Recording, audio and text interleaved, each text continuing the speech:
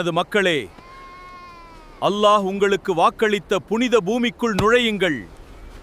நீங்கள் புறமுதுகு காட்டி திரும்பி விடாதீர்கள்.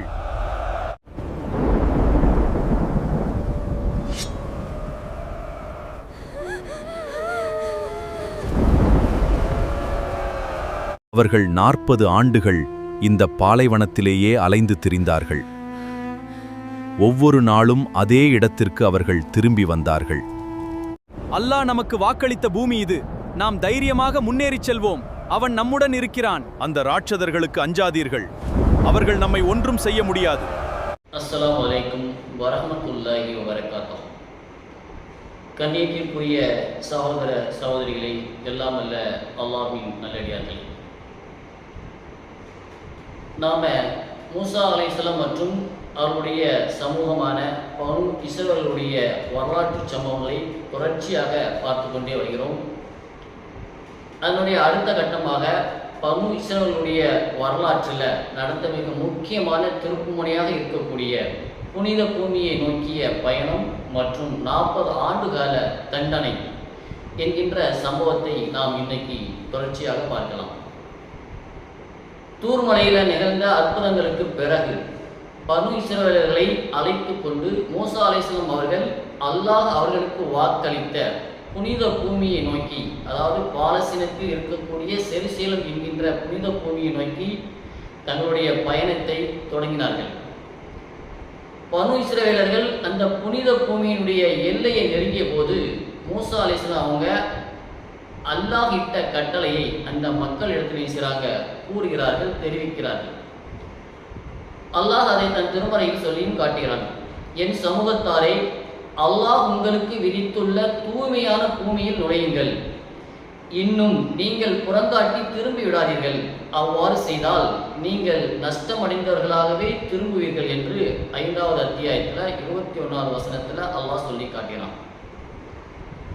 ஆனால் அந்த புனித நகருக்குள்ள அரபிய மொழியில் ஜப்பாரியன்கள் என்று சொல்லக்கூடிய மிகவும் பலசாலிகளான ராட்சத தோற்றமுடைய போர் வீரர்கள் என்று வர்ணிக்கப்படக்கூடிய ஒரு கூட்டத்தினர் அந்த ஊரில் வாழ்ந்து வந்தனர். அவர்களை பற்றி செய்தி இந்த பனு இஸ்ரவேலர்களுக்கு தெரிந்ததும் அவர்களுடைய உள்ளத்தில் என்ன செய்த அப்படின்னா மீண்டும் பயமும் பலவீனமும் தொற்றிக்கொண்டது. அதாவது எவ்வளவு பிரச்சனைகள் வந்தாலும் நம்மை காப்பாற்றுவதற்கு அல்லாஹ் இருக்கிறான் என்பதை மறந்துவிட்டு அவர்களுக்கு என்ன செய்கிறது, மீண்டும் பயமும் பலவீனமும் தொற்றிக்கொள்கிறது. அடிமைத்தனத்திலிருந்து அல்லாஹ் தங்களை இவ்வளவு அற்புதமாக மீட்டெடுத்ததையும் பிரௌனையே கடலில் மூழ்கடித்ததையும் அவர்கள் என்ன செய்துவிட்டார்கள், மறந்து விட்டார்கள். மேலும் மூசா அலைஹிஸ்ஸலாம் அவர்களிடம் மிகவும் இழிவான முறையில் என்ன செஞ்சிட்டாங்க, வாதிடவும் தொடங்கிவிட்டார்கள். அதன் காரணமாக அவங்க மூசா அலைஹிஸ்ஸலாம் அவங்கள்ட்ட மறுப்பு தெரிவிக்கிறாங்க. என்ன சொல்றாங்க அப்படின்னா, மூசாவே, அவர்கள் இங்கு இருக்கும் வரையில் நாங்கள் ஒருபோதும் அதில் நுழையவே மாட்டோம் என்று சொல்வது மட்டுமில்லாமல் மூசா அலைஹிஸ்ஸலாம் அவங்கள்ட்ட வம்பான பேச்சும் பேசுகிறார்கள். அவர்கள் இன்னும் ஒரு படி மேலே போய் என்ன சொல்றாங்க அப்படின்னா, மூசா அலைஹிஸ்ஸலாம் அவர்கள்ட்ட விசித்திரமாக ஒரு வார்த்தையை கூறுகிறார்கள். அதை அல்லாஹ் தன் திருமறை சொல்லி காட்டுகிறான்.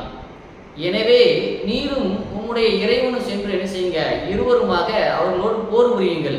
நிச்சயமாக நாங்கள் இங்கேயே அமர்ந்திருக்கிறோம் என்று அவர்கள் மூசா அலைஹிஸ்ஸலாம் சொன்னதாக அல்லாஹ் 5வது அத்தியாயத்தில் 24வது வசனத்தில் சொல்லி காட்டுகிறான். இறை தூதரிடமும் இறைவனிடமும் ஒரு சமூகம் காட்டக்கூடிய, ஒரு சமூகம் காட்டிய மிக மோசமான துணிச்சலும் பிடிவாதமும் இந்த சமூகத்திலிருந்து வரக்கூடிய இந்த செயலாகத்தான் இருக்கிறது. அப்போது அந்த நேரத்தில், அந்த சமயத்தில், அந்த பெரும் கூட்டத்தில் இருக்கக்கூடிய 2 நபர்கள், அதாவது அல்லாஹ்வின் மீது அச்சமும் முழு நம்பிக்கையும் கொண்ட 2 மனிதர்கள், அதாவது யூசா பின் நூன் மற்றும் காலேப் பின் யூஹன்னா என்கின்ற 2 மனிதர்கள் எழுந்து மக்களிடத்தில், அந்த மக்களிடத்தில் என்ன செய்றாங்கன்னா தைரியம் கூறுகிறார்கள். அவங்க சொல்றாங்க, நீங்கள் அந்த நகரத்தின் வாயிலுக்குள் நுழைந்து விடுங்கள். நீங்கள் அதற்குள் நுழைத்து விட்டால் நிச்சயமாக நீங்களே வெற்றி பெற்றோராவீர்கள், நீங்களே வெற்றியாளர்களாவீர்கள்.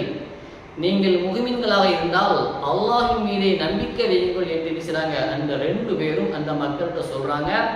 ஆனால் அந்த மக்களுடைய பேச்சை அவர்கள் கேட்பதற்கு தயாராக இல்லை. மக்களினுடைய இந்த துரோகத்தை கண்டு மனம் உடைந்த மூசா அலைஹிஸ்ஸலாம் அவங்க அல்லாஹ்விடத்தில் கையேந்தி பிரார்த்தனை செய்கிறார்கள். என் இறைவனே, எனக்கும் என்னுடைய சகோதரருக்குமே தவிர வேறு எவர் மீதும் நான் அதிகாரம் கொண்டிருக்கவில்லை.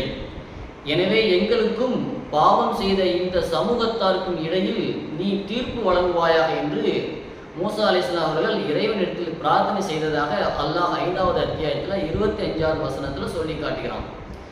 மூசா அலைஹிஸ்ஸலாம் அவர்களுடைய பிரார்த்தனையை ஏற்று அந்த பாவிகளுக்கு அல்லாஹ் வழங்கிய தீர்ப்பு இருக்கிறதே, அது மிகவும் வித்தியாசமானதாகவும் மற்றும் கடுமையானதாகவும் இருக்கிறது. அப்படியானால் நிச்சயமாக அப்பூமி, அல்லாஹ் சொல்கிறான், அப்படியானால் நிச்சயமாக அப்பூமி 40 ஆண்டுகள் வரை அவர்களுக்கு தடுக்கப்பட்டு விட்டது. அவர்கள் பூமியில் திகைத்து அலைந்து திரிவார்கள். ஆகவே பாவம் செய்யும் இந்த சமூகத்தாரை பற்றி நீர் கவலைப்படாதீர் என்று மூசா அலைஹிஸ்ஸலாம் அவர்களுக்கு அல்லாஹ் 5வது அத்தியாயத்தில் 26வது வசனத்தில் சொல்லி காட்டுகிறான். அவர்கள் புனித பூமிக்கு செல்ல நினைத்த போதெல்லாம் அவர்கள் என்ன செய்வாங்க அப்படின்னா, அந்த புனித பூமிக்கு செல்வதற்கு நினைத்து காலையில் என்ன செய்வாங்க, தன்னுடைய பயணத்தை தொடங்குவார்கள். நாள் முழுவதும் நடந்து கொண்டே இருப்பார்கள். ஆனால் மாலையில் பார்த்தாங்க அப்படின்னா அவங்க எங்கே ஆரம்பித்தார்களோ அந்த இடத்திலேயே வந்து நிற்பார்கள். இப்படியே அந்த பாலைவன பகுதிக்குள்ளேயே என்ன செஞ்சாங்க, அதாவது தீகு பாலைவனத்தில் தீகு மைதானத்தில் 40 ஆண்டுகள் என்ன செஞ்சாங்க, அவங்க திகைத்து அலைந்து திரிந்து கொண்டே இருந்தார்கள். அவங்க காலையில் புறப்படுவாங்க, அந்த நாள் பூரா நடப்பாங்க. ஆனால் மாலையில் பார்த்தா அவங்க எங்கே புறப்பட்டாங்களோ அங்கேயே வந்து நிற்பார்கள். இதுதான் அல்லாஹ் அவர்களுக்கு கொடுத்த தண்டனையாக இருக்கிறது. இந்த 40 ஆண்டுகளில் கோழைத்தனமாக போர் புரிய மறுத்த முதியவர்கள் மற்றும் அந்த தலைமுறையினர் அனைவருமே என்ன செஞ்சாங்க, அந்த பாலைவனத்திலேயே மடிந்து போய்விட்டார்கள். அதற்கு பிறகு அந்த பாலைவன சூழலில் வளர்ந்த தைரியமிக்க ஒரு இளம் தலைமுறை என்ன செய்கிறது, அந்த பாலைவனத்தில் உருவாகுகிறது. அவர்களே பின்னாளில் அந்த புனித பூமியை கைப்பற்றக்கூடிய தகுதியையும் பெற்றார்கள். இந்த 40 ஆண்டுகால பாலைவன வாழ்க்கையின் போதுதான் மூசா அலைஹிஸ்ஸலாம் அவர்களும் அவருடைய சகோதரர் ஹாரூன் அலைஹிஸ்ஸலாம் அவர்களும் இந்த உலக வாழ்க்கையை நீத்தார்கள். இன்னா லில்லாஹி வ இன்னா இலைஹி ராஜிஊன். கண்ணியத்திற்குரியவர்களே, அதுக்கு அடுத்ததாக மூசா அலைஹிஸ்ஸலாம் அவர்களுடைய வரலாற்றில் வரக்கூடிய மற்றும் ஒரு மிக விசித்திரமான ஞானம் நிறைந்த மூசா அலைஹிஸ்ஸலாம் மற்றும் ஹில்ரு அலைஹிஸ்ஸலாம் அவர்களுடைய சந்திப்பு குறித்த ஒரு சுவாரஸ்யமான நிகழ்ச்சி இருக்கிறது. இன்ஷா அல்லாஹ் அதை நாம் அடுத்த நாட்களில் பார்க்கலாம். அதுவரைக்கும் நம்மளோடு இணைந்திருங்கள், பிறருக்கும் பகிர்ந்து பயனடையுங்கள். அல்லாஹ் நன்மையான காரியங்களில் நம் அனைவரையும் ஒன்று சேர்த்து வைப்பானாக.